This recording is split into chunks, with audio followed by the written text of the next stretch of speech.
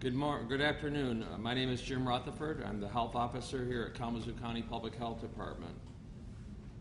To my left is Dr. Will Nettleton. He's a medical officer of the Kalamazoo County Public Health Department.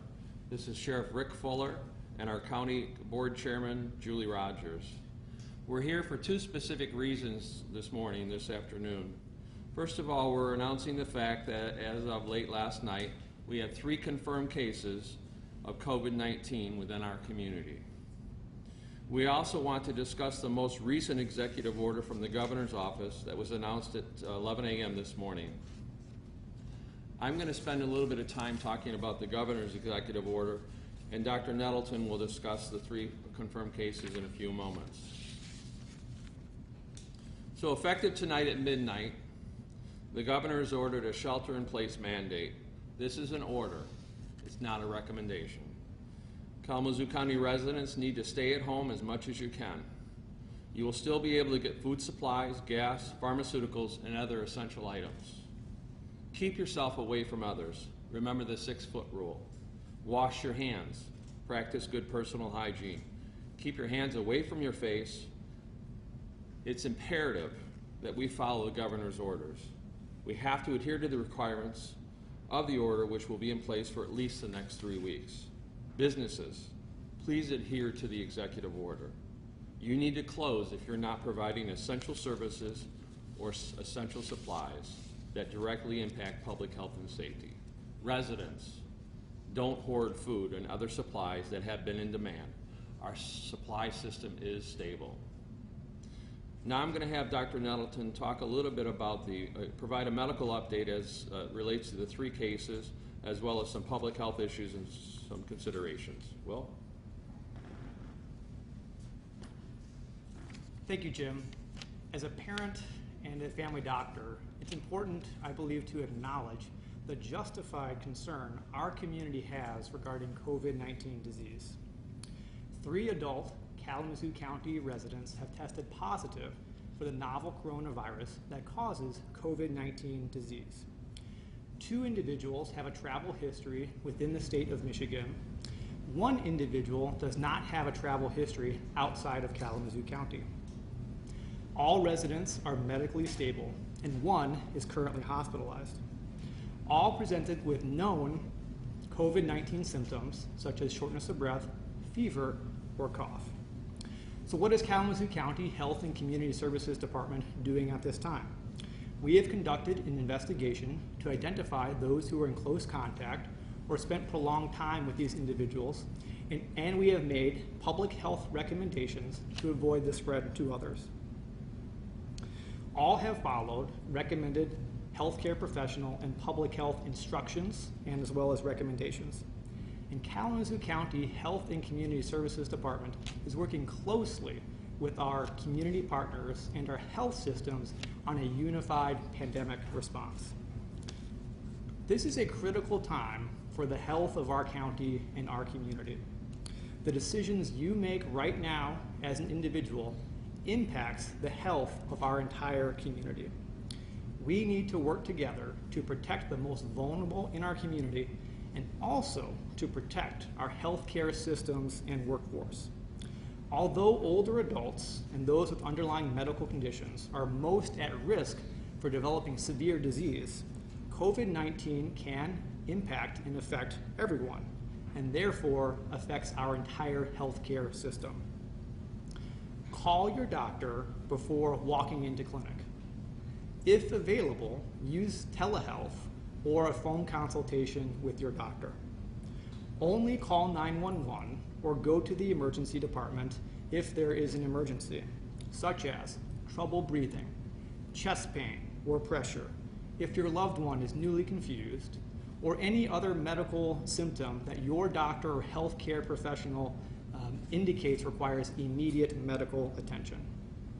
At this time, I'm going to transition to an update from Sheriff Rick Fuller. Thank you, Doctor. So there's a couple reasons I'm here in front of you today. One of the reasons is the update referenced the 3 cases here in Kalamazoo County. I wanted to let you know that one of the infected persons is a deputy with the Kalamazoo County Sheriff's Office. That person is receiving medical treatment right now and is recovering right now as we speak. We've gone through an investigation to make sure that we could identify where and who all might be infected by having our deputy with this virus. The investigation has shown us that anybody that has potentially been infected has put in quarantine, and mainly it is family and close connections, and it is not the general public. I want to convey to you that it is not the general public. I also want you to understand that things are changing rapidly in our area. And so we're going to hear more cases like this. But I want you to understand that law enforcement have been faced with this across the nation. They've been receiving the treatment they're supposed to receive. They're going back home to their families for the most part.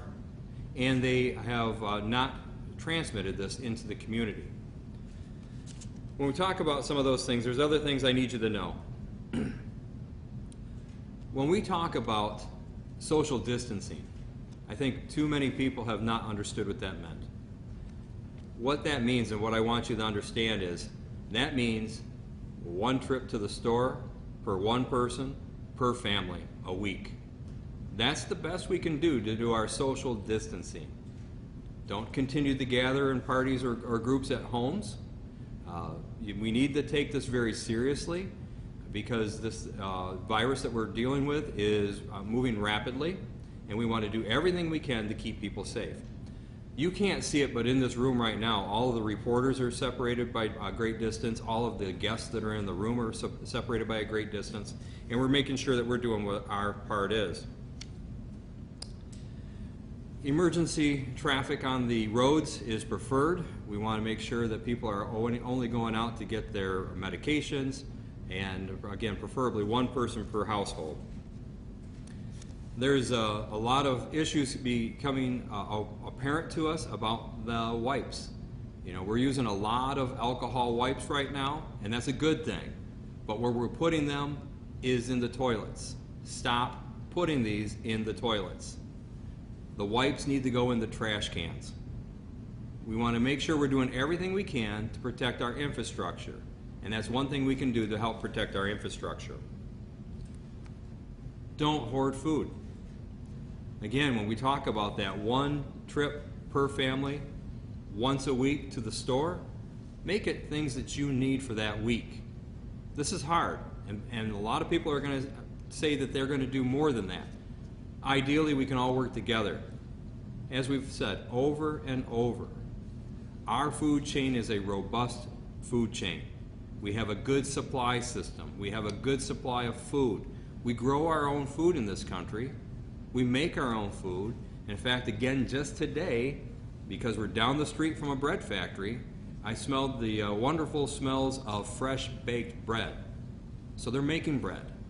They're making toilet paper, not in the same factory. They're making food, and they're bringing it to stores. So people, please work with one another, check in on each other by using your phones, by Skyping, by paying attention to one another.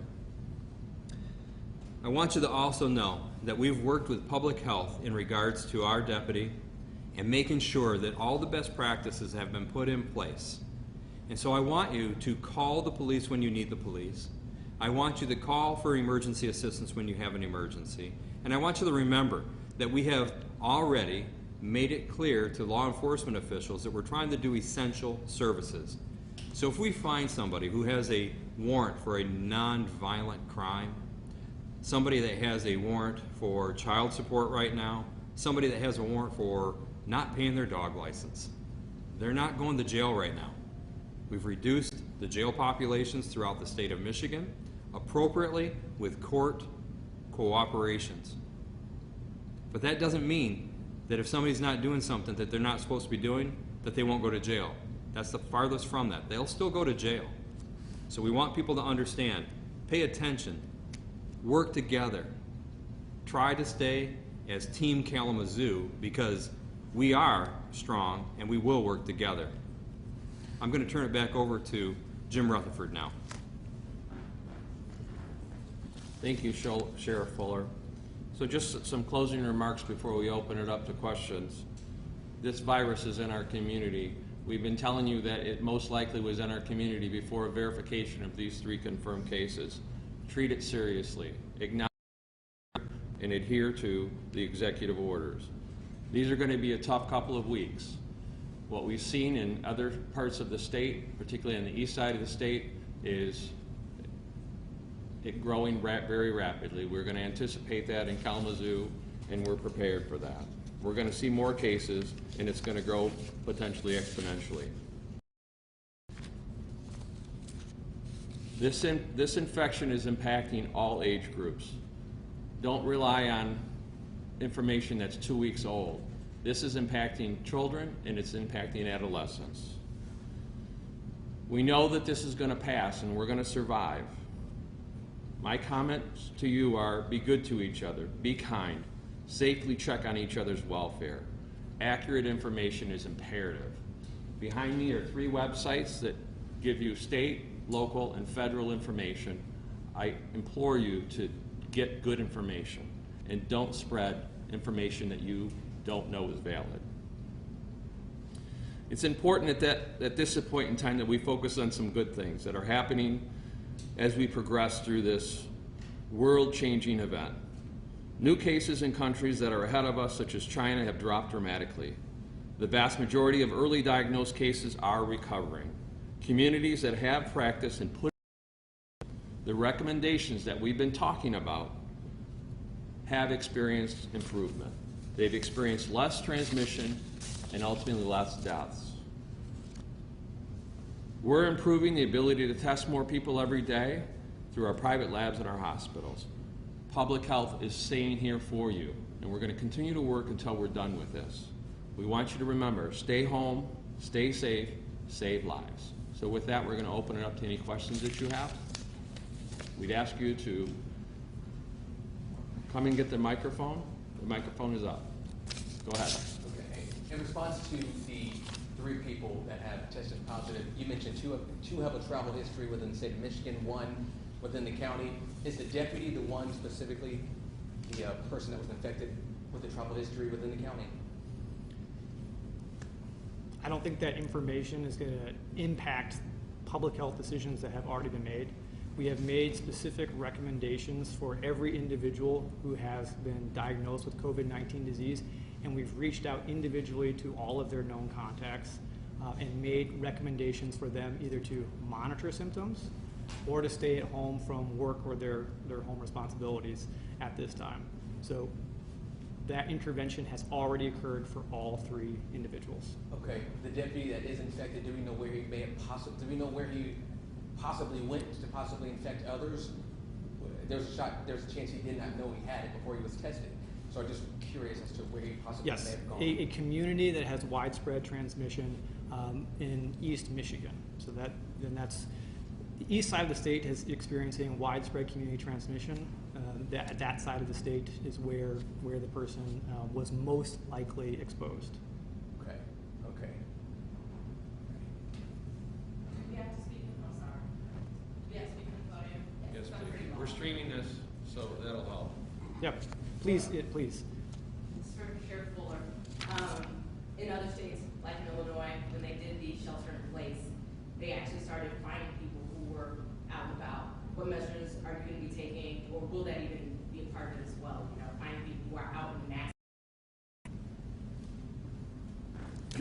So we work closely with the health department, Jim Rutherford and his team, and when there are violations, those violations will be dealt with swiftly. We have the cooperation of the prosecutor's office. They've made it very clear that they understand what it is we would be submitting for. They're prepared to help us in those matters. So people really need to take this seriously because, again, if we find violations, and by the way, we've been checking since last week for violations in any of these executive orders. This just is another layer of that for us.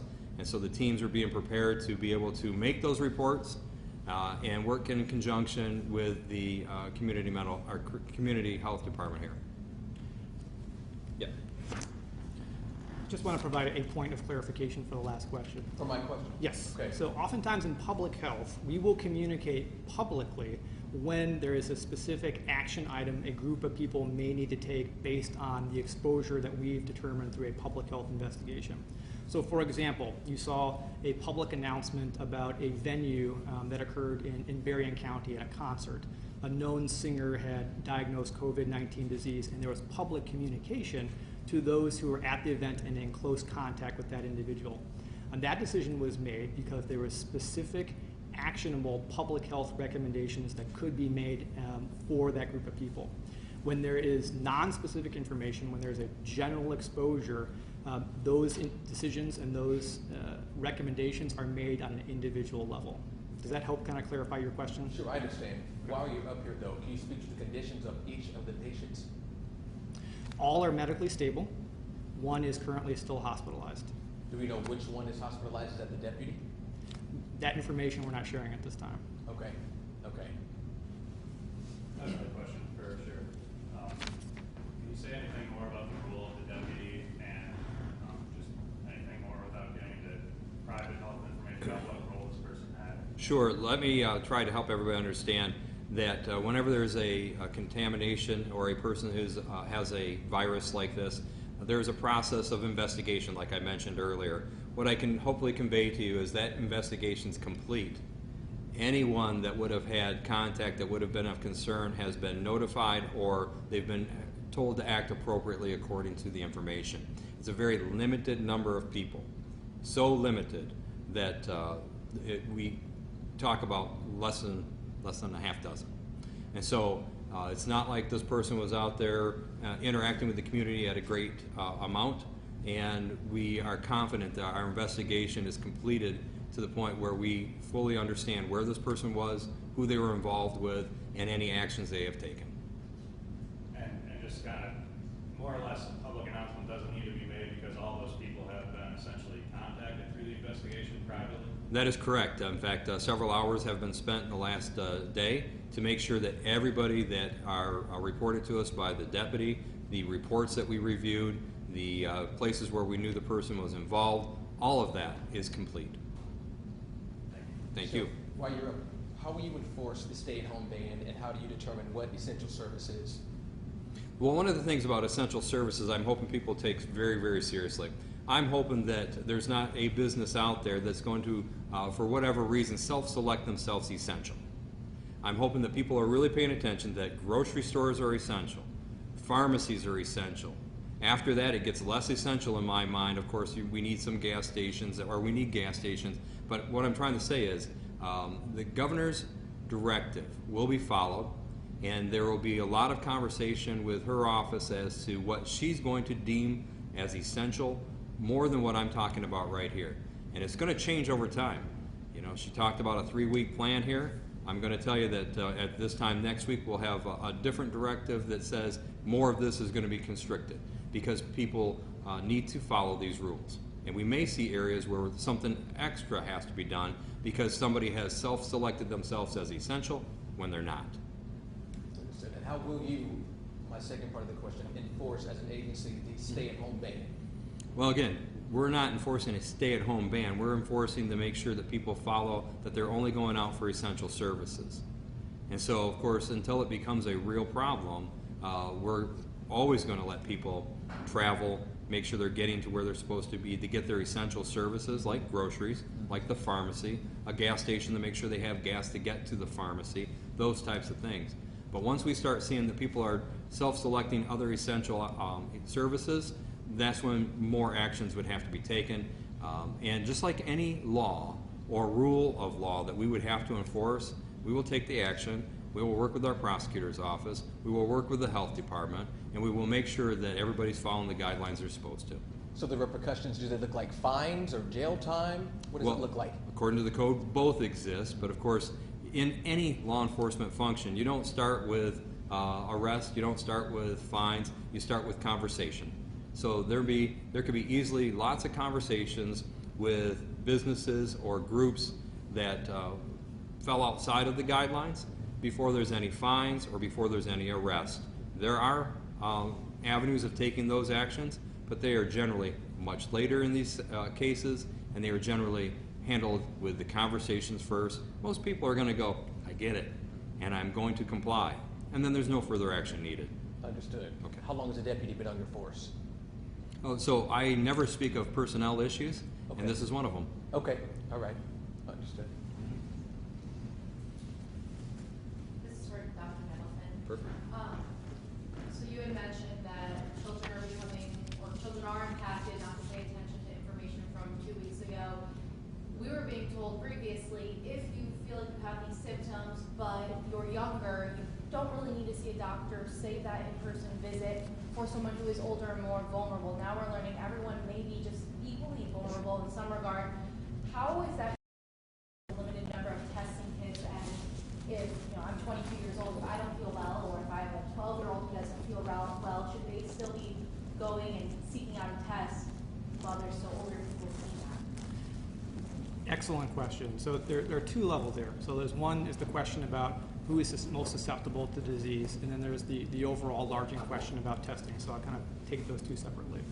And the third is how this impacts our healthcare workforce. So in general, we want folks who have mild disease, who aren't feeling very ill, and I want that decision should be made with your doctor over the telephone. But if you are mildly ill, avoiding the healthcare system and the healthcare clinic at this time reduces the burden on our healthcare system overall. And it reduces the potential exposures also to our healthcare workforce. So yes, older adults and those with underlying medical conditions are more at risk for severe disease. Folks who are younger may be more likely to have less severe disease, but folks engaging the healthcare systems when they don't need to be, when they can be resting at home, will reduce that strain on our overall health system. The second part is regarding testing. It's been very challenging and also very frustrating to increase the testing. We need more testing in our state, in our community. And there are two rate determining steps there. One is that there's a current lack of the supplies, the actual swabs to perform the test. And second, there is lack of diagnostic laboratories to then perform the test. And there's three different types of laboratories.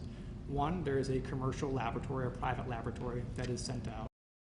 There is a hospital laboratory to conduct the test with inside the hospital. And three, there's the state public health laboratory. As we've all experienced in the last several weeks, there's just been a lack of capacity on all three of those levels. Therefore, the state public health laboratory created a prioritized list of people that we would say, we really want to know the result of that test, because that test result impacts a wide number of people and informs critical public health decisions. And that is why the state of Michigan came out with those prioritized criteria if the state public health laboratory were to be used. In our community in the state, we have momentum moving forward for increasing the labs within the hospital and also using those outside laboratories. And so every day I think we're making strides, but we're still not at a point where we need to be with regards to testing, but the momentum is there. When do you think we will be there? Can you put a number on it? I mean, have the tests doubled? Are they, because now we know that the increase in need is more significant now that we're grouping younger individuals into this. So have the requests for tests increased with that? There's a couple different layers there as well. And as you pointed out, there is a rapidly changing situation. So I know the state public health laboratory has drastically increased the amount that they are performing now at the state public health lab, and hopefully that bottleneck starts to come down. I would defer to our local health systems to give the most up-to-date information about their current laboratory capacity. We in the public health department are in close contact with our local healthcare systems about the status of where they are at, and we are continually to see those updates happening. I know that there are increases of those commercial laboratory tests happening in our community at this time, but there's momentum going there. So we're in communication on a daily basis with our healthcare systems. To that end, the three positives that were confirmed were actually performed in a private lab. So that capability is expanding now, and we will anticipate in see more positives in the community as we test more individuals. Follow up on that, is there any factor or factors that you can say here in our county, is there like some factor why the local hospital didn't get testing up as quick as possible? Is there any, what might be that? So we know that we've experienced some challenges as it relates to the number of samples that we've been able to process. There's larger health systems on the east side of the state that were up and ready to go sooner than others. There's FDA compliance issues, there's software, there's instrumentation that has to be implemented within the health systems. Communication with one of our health systems identified that by the end of the week, they'll probably have their own lab internally that's up and running. Again, we've been able to work in unison with our state partners, our health systems, to be able to increase the amount of samples that are taken. But we continue to remind residents that it's here, it's prevalent, and conduct your lives knowing that. One quick follow-up, is there any discussion of the drive-through testing you've seen some other places coming to our area? Our healthcare systems are actively working on drive-by systems. I believe some may actually be available in Kalamazoo County. And there are different methodologies that can be used for a drive-by. The important thing to remember is oftentimes it is a collection. A collection needs to happen, so it needs to be adequate supply. You need to have healthcare professionals who have the appropriate personal protective equipment to then collect the specimen. And then there needs to be a diagnostic laboratory that's available then to run the test. And so all those logistics have to be set for a particular healthcare system to then execute that service. And is it that some of that stuff is still coming online if the issue of supply, testing supplies or protective supplies, that is kind of causing it to not be available widespread in this area currently? Would that be That is a fair and accurate assessment, both in terms of the laboratory supply, and that's probably the biggest bottleneck is the laboratory supply, as now the diagnostic laboratories are becoming more available. Dr. we just identify the age range, if you can, of each infected individual? At this time, my recommendation is that we characterize our county residents as adult or pediatric, and I refer folks to the Michigan Department of Health and Human Services website. There is a very nice table that aggregates all of the COVID-19 cases in the state of Michigan, and it breaks it down by sex, by age, and also by current status of county as well. And that way we can see the broader picture of who's being infected in our state, and also protects the health of our residents as well.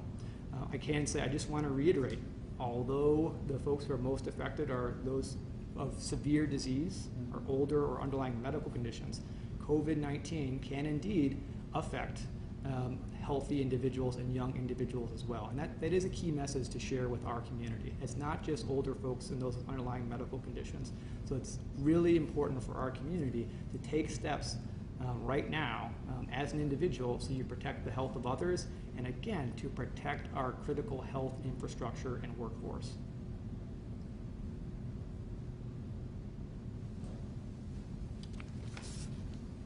So we want to thank you all for attending today. If there's no further questions, then we are done. Thank you.